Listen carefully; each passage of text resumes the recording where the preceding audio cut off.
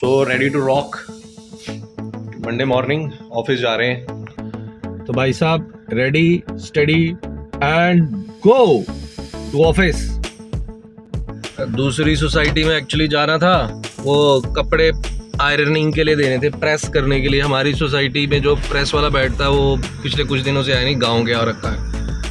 तो मैंने कहा कपड़े काफ़ी ज़्यादा और रखे हैं तो किसी को तो देने ही पड़ेंगे ना, क्योंकि कई कपड़े होते हैं जो घर पे ना खुद से नहीं आयरन हो पाते, टाइम बहुत लगता है।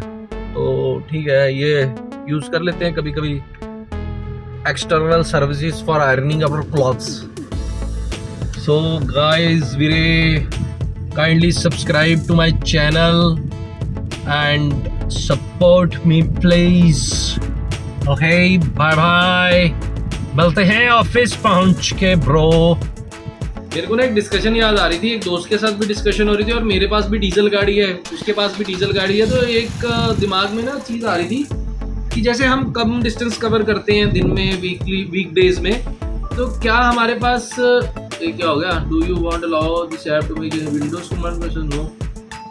तो एक दिक्कत ये है कि क्या हमें ईवी पे स्विच होना चाहिए, क्योंकि ईवी इकोनॉमिकल भी है और इंडिया ईवी के लिए रेडी है, उतने इंफ्रास्ट्रक्चर हैं। ये सवाल दिमाग में आ जाता है, पता नहीं सही है या गलत है, देखना पड़ेगा। मतलब इसमें जो सबसे बड़ी प्रॉब्लम आ रही है वो है चार्जिंग इंफ्रास्ट्रक्चर। वो हमें सबको पता है कि हमारे हाईवेज के ऊपर अभी चार्जिंग इंफ्रा उतना स्ट्रॉन्ग नहीं है। बाकी ईवी की मार्केट जो है अभी उतनी ग्रो नहीं हुई है, 30% तक ग्रोथ की चांसेस है अप टू 2030 तक। अभी 25 चल रहा है, ठीक है।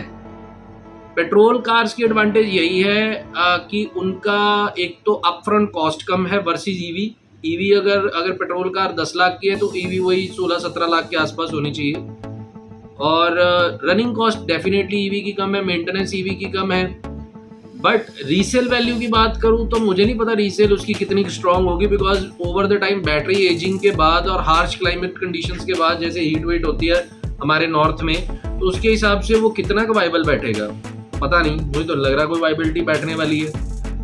पेट्रोल कार की बस ये एक लाइफ को लेके प्रॉब्लम है कि 15 साल कर दिया है, डीजल की 10 साल कर दिया, जिसकी वजह से थोड़ा सा लोग ईवी की तरफ जा रहे हैं कि अगर 20 लाख रुपया या 16 लाख रुपया या 10 लाख खर्च रहे हो, वो भी 10 साल या 15 साल में एंड ऑफ लाइफ है। तो ईवी का भी सेम ही होगा कि अगर बैटरी पैक आप चेंज करवा लेते हो तो रीसेल तो वो भी नहीं होने वाली। तो कुल मिला के मेरे को ऐसा लगता है ये आपकी रनिंग पे डिपेंड करता है और टेरियन पे डिपेंड करता है और इस चीज़ पे डिपेंड करता है कि जहाँ पर आपने रेगुलर प्लान ट्रैवल करना है वहाँ पर ईवी मैनेज हो सकता है कि नहीं हो सकता। अगर तो ईवी मैनेज हो सकता है और आप उतना ट्रैवल कर रहे हो जितना ट्रैवल मतलब आपकी कॉस्ट रिकवर हो रही है, कि अगर आप 16 लाख रुपया लगा रहे हो और आप ट्रैवल करके आपकी कॉस्ट ही रिकवर हो जा रही है बिकॉज आप फ्यूल नहीं बना रहे हो, लोअर मेंटेनेंस कॉस्ट है, तो मेरे ख्याल में ईवी ठीक है आपके लिए। बट अगर आपकी रनिंग कम है और आपको रीसेल भी करनी है 5, 6, 7, 8 साल बाद गाड़ी, तो मेरे ख्याल में पेट्रोल बेटर है। तो मेरे ओपिनियन में विन विन सिचुएशन है पेट्रोल भाई या डीजल। अगर ठीक है आपने हायर टॉर्क और हायर इंजन पे जाना, मेरे पास तो डीजल गाड़ी है, पेट्रोल भी है एक ऑल्टो। तो यही क्रूशियल है। मतलब अब मैं इस वीडियो में इतना लंबा, तो मैं कोई ऑटो एक्सपर्ट तो हूँ नहीं, वो तो बहुत सारे यूट्यूब पे बैठे हुए हैं, भरे पड़े हैं, उनसे आप पूछ लो, उन्होंने कंपैरिजन भी कर रखे हैं, Tata Harrier EV, Mahindra XE EV और क्रेटा ईवी जो भी आ रही हैं, बथेरी आ रही हैं। पर मेरे हिसाब से मतलब अगर मेरे को जाना हो इस वक्त, अगर कोई रिसेंट व्हीकल परचेज करना हो तो बैक ऑफ द माइंड में मैं पेट्रोल पे जाऊँगा। अगर मुझे अपनी इनोवा क्रिस्टा से शिफ्ट होना है, इनोवा हाई क्रॉस, तो मैं पेट्रोल पे जाऊंगा, मैं हाइब्रिड भी नहीं लूंगा, क्योंकि मेरी रनिंग उतनी ज़्यादा है नहीं कि मैं हाइब्रिड पे जाऊं और मेरी वो कॉस्ट रिकवर हो पाए 35, 36, 37 लाख जो भी उसकी लैंडेड कॉस्ट है। Similarly in terms of Harrier और मे बी महिंद्रा एक्सयूवी जो 27-30 लाख तक की गाड़ियां हैं, मुझे नहीं लगता कि मेरी कॉस्ट रिकवर हो पाएगी इतना अपफ्रंट दे के, EMI पे करके, EMI पे इंटरेस्ट पे करके, नई वायबिलिटी है। तो I would like rather prefer to go for a petrol vehicle और अ डीजल व्हीकल जिसकी मेरी अपफ्रंट कॉस्ट कम हो, रेकरिंग कॉस्ट मेरी आ जाए, तो मैं रेकरिंग कॉस्ट ओवर अपने मार्जिन से निकाल सकता हूँ।